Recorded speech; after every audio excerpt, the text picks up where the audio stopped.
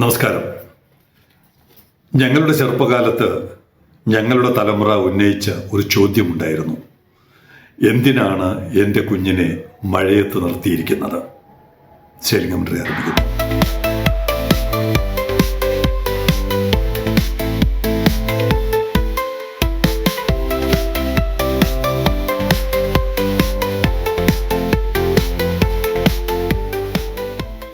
അടിയന്തരാവസ്ഥ കാലം 1975 അടിയന്തരാവസ്ഥ കാലത്തിൽ പോലീസ് മർദ്ദനത്തിൽ കൊല്ലപ്പെട്ട ശ്രീ രാജൻ, കോഴിക്കോട് RECയിലെ വിദ്യാർത്ഥിയായിരുന്ന രാജനെ മകനെ അന്വേഷിച്ച് ഈശ്വര വാര്യർ അദ്ദേഹം നടത്തുന്ന യാത്ര പിൽക്കാലത്ത് അത് പിറവി എന്ന പേരിലൊരു സിനിമയായി. അപ്പോഴൊക്കെ ഉയർന്നൊരു ചോദ്യമാണ്. ആ മകനെ അന്വേഷിച്ച് നടക്കുന്ന അച്ഛൻ്റെ ചോദ്യമായിട്ടാണ് അത് വന്നിരിക്കുന്നത്. എൻ്റെ മകനെ, എൻ്റെ കുഞ്ഞിനെ എന്തിനാണ് നിങ്ങൾ മഴയത്ത് നിർത്തിയിരിക്കുന്നത്? ഏതാണ്ട് അതുപോലൊരു ചോദ്യം, അതിനേക്കാൾ ശക്തമായ ഒരു ചോദ്യമാണ് ഈ വയസ്സുകാലത്ത് എനിക്ക് പ്രേക്ഷകരോടും ഇന്ത്യക്കാരോടും എന്നെ ശ്രവിക്കുന്ന എല്ലാവരോടും ചോദിക്കുവാനുള്ളത്. എന്തിനാണ് എൻ്റെ രാജ്യത്തെ നിങ്ങളിങ്ങനെ വഞ്ചിക്കുന്നത്? ഈ പ്രസൻറ്റേഷൻ എടുക്കുന്നതിന് ഒരു 5 മിനിറ്റിന് മുമ്പ് ഞാൻ വേറെ സ്റ്റോറിയാണ്, സെക്കൻഡ് സ്റ്റോറിയോ തേർഡ് സ്റ്റോറിയാണ് മെയിൻ സ്റ്റോറിയായിട്ട് പറയണമെന്നും സംസാരിക്കണമെന്നും വിചാരിച്ചത്. തൊട്ട് മുമ്പാണ് എനിക്കൊരു മെസ്സേജായിട്ട് വരുന്നത്. കാരണം നമ്മൾ ഈ തുറമുഖത്തിന് വേണ്ടിയുള്ള പ്രവർത്തനങ്ങൾ നടത്തുന്നതിനിടയ്ക്ക് കപ്പൽ നിരക്കും കടത്തുകൂലിയും ഒന്നും അധികം ഗഹനമായി അന്വേഷിച്ചിട്ടില്ല. ഇപ്പോൾ ഗേറ്റ് തുറക്കുന്ന സാഹചര്യത്തിലാണ് നമ്മൾ അത്തരം കാര്യങ്ങൾ ഡീറ്റെയിൽസിലോട്ട് പോകുമ്പോൾ വാസ്തവത്തിൽ അമ്പരപ്പിക്കുന്ന കണക്കുകളാണ് വരുന്നത്. എനിക്കൊരു മെസ്സേജായിട്ട് വന്നത്, വാസ്തവത്തിൽ ഞാൻ ആ കാര്യം വെളിപ്പെടുത്തുന്നില്ല, സ്വകാര്യമായി ആർക്കെങ്കിലും അറിയണമെങ്കിൽ ഞാൻ വെളിപ്പെടുത്താം, അല്ലെങ്കിൽ ട്രേഡുമായി ബന്ധപ്പെട്ട് നിൽക്കുന്നവർക്ക് സ്വകാര്യമായി അറിയിച്ചു കൊടുക്കുക. കാരണം ഒരു അസ്വസ്ഥത ഈ സമൂഹത്തിൽ ഉണ്ടാക്കാൻ ഞങ്ങൾ ആഗ്രഹിക്കുന്നില്ല. കാരണം ഇത് ഒരു സാമ്പത്തിക വിമോചനത്തിന് വേണ്ടിയാണെന്ന് 30 കൊല്ലം മുമ്പ് തന്നെ ഞങ്ങൾ പറഞ്ഞതാണ്. ഇന്ത്യയുടെ സാമ്പത്തിക വിമോചനത്തിന് വേണ്ടിയുള്ള ഒരു സമരമാണ് ഞങ്ങൾ നടത്തിക്കൊണ്ടിരിക്കുന്നത്. കൃത്യമായി തെളിയിക്കപ്പെടുന്ന വസ്തുതകളാണ് ഈ ദിവസങ്ങളിൽ പുറത്തു വരുന്നത്. കൈൻഡ്ലി നോട്ട് ദാറ്റ്, എനിക്ക് കിട്ടിയ ഒരു കോട്ടാണ്.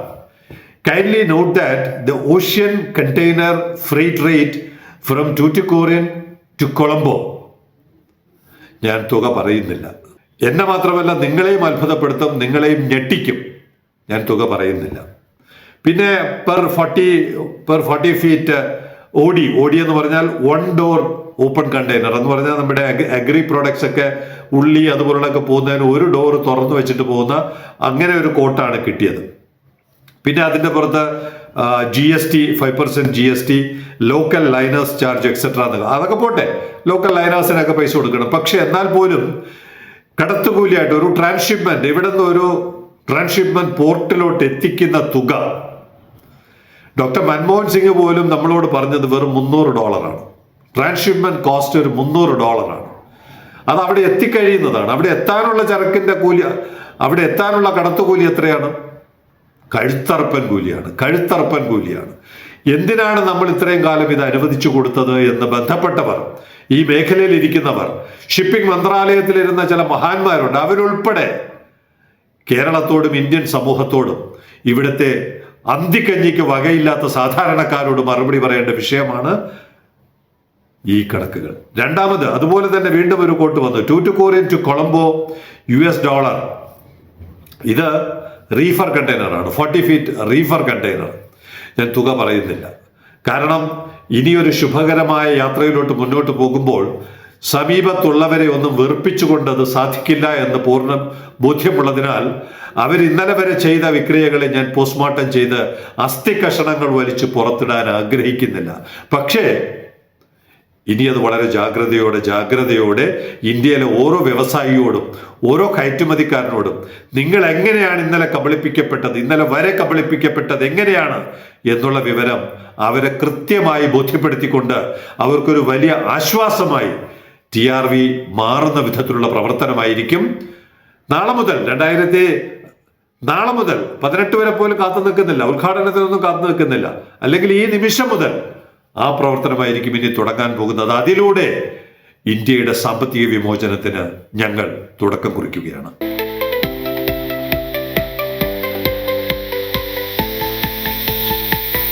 ആ സാമ്പത്തിക വിമോചനത്തിൻ്റെ തുടക്കമായിട്ട് HSBC ബാങ്ക് ഇവിടെ തുടങ്ങിയ സാഹചര്യം എന്തായിരുന്നു നമ്മൾ സംശയം പറഞ്ഞെങ്കിൽ അത് കൃത്യമായി അതിൻ്റെ ബന്ധപ്പെട്ടവർ വ്യക്തമാക്കുന്നുണ്ട്.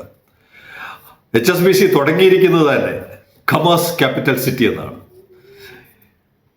കേരളത്തിൻ്റെ കമേഴ്സ് ക്യാപിറ്റൽ സിറ്റി അല്ല, ഇന്ത്യയുടെ കമേഴ്സ് ക്യാപിറ്റൽ സിറ്റി ആയിട്ട് മാറാൻ പോവുകയാണ് TRV.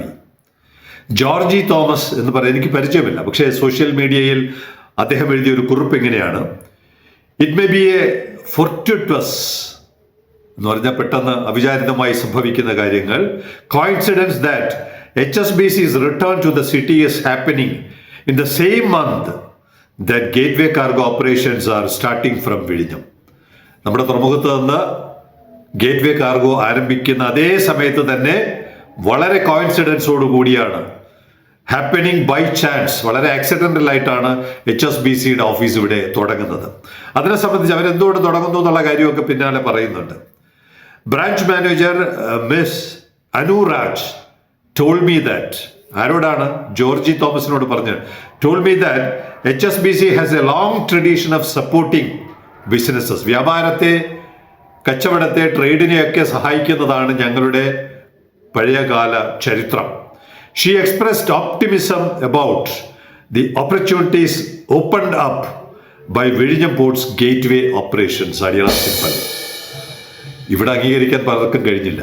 Hong Kong and Shanghai bank corporation ഏകദേശം 10-15 വർഷം ഇവിടെ ഉണ്ടായിരുന്ന 1993 മുതൽ 2016 വരെ ഇവിടെ പ്രവർത്തിച്ച ബാങ്ക് ഇവിടെ നിന്ന് പ്രവർത്തനം അവസാനിപ്പിച്ച് പോകുമ്പോൾ ഈ ഒരു നഗരം NGO നഗരമായി അവർ മുദ്രകുത്തി കാണും, അല്ലെങ്കിൽ അവർക്ക് അനുഭവപ്പെട്ട് കാണും. ഇന്ന് അവർക്ക് ബോധ്യമായി ഇന്ത്യയിൽ, ഏഷ്യയിൽ, ലോകത്തിൽ ഏറ്റവും കൂടുതൽ വളരാൻ സാധ്യതയുള്ള നഗരമായിട്ട് അവർക്ക് ബോധ്യമായതുകൊണ്ടാണ് ഗേറ്റ്വേ തുറക്കുന്ന സാഹചര്യത്തിൽ അവരുടെ ഗേറ്റും മലർക്കെ തുറന്നു വെച്ചത്. She expressed optimism about the opportunities opened up by Vizhinjam Ports gateway operations. It so happens that cross-border transaction banking, letters of credit, multi-currency settlement, and trade finance are among the core global strengths of HSBC. Our entrepreneurs and EXIM houses should make use of it. നമ്മുടെ വ്യാപാരി സമൂഹം, ഇന്ത്യയിലെ വ്യാപാരി സമൂഹം, കേരളവും തിരുവനന്തപുരവും അല്ല, ഇന്ത്യയിലെ വ്യാപാരി സമൂഹം ഈ തുറമുഖത്തിൻ്റെ അനന്തമായ സാധ്യതകൾ ഉപയോഗപ്പെടുത്തണമെന്നുള്ള വരിയാണ് ജോർജി തോമസ് ആ കുറിപ്പിലൂടെ എഴുതി അവസാനിപ്പിച്ച് നടത്തിയത്. കമേഴ്സ് ക്യാപിറ്റൽ സിറ്റിയിൽ HSBCയുടെ പുതിയ ശാഖ തുറക്കുമ്പോൾ അത് ലോകത്തിലേക്കുള്ള തിരുവനന്തപുരത്തിൻ്റെ, കേരളത്തിൻ്റെ, ഇന്ത്യയുടെ വാതിൽ തുറക്കുകയാണ് എന്ന് ഞങ്ങൾ ബോധപൂർവം വിശ്വസിക്കാൻ ശ്രമിക്കുകയാണ്.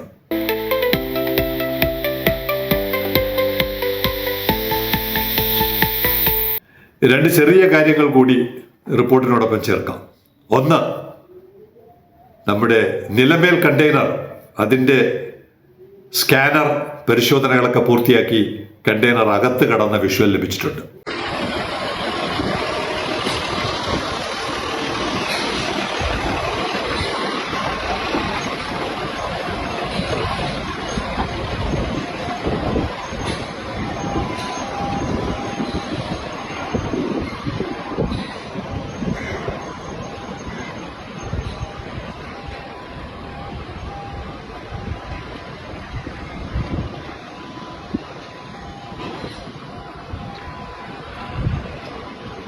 അടുത്തൊരു സംഭവം, കേരള സ്റ്റീമർ ഏജൻറ്റ്സ് അസോസിയേഷൻ നാളെ അവരുടെ ഓഫീസ് പാച്ചല്ലൂരിനടുത്ത്, ഇവിടെ ബൈപ്പാസിൽ പാച്ചല്ലൂരിനടുത്ത് നാളെ ഉദ്ഘാടനം ചെയ്യുകയാണ്. ഏകദേശം 100 അതിലധികമോ അംഗങ്ങളുള്ള ഒരു സംഘടനയാണ്.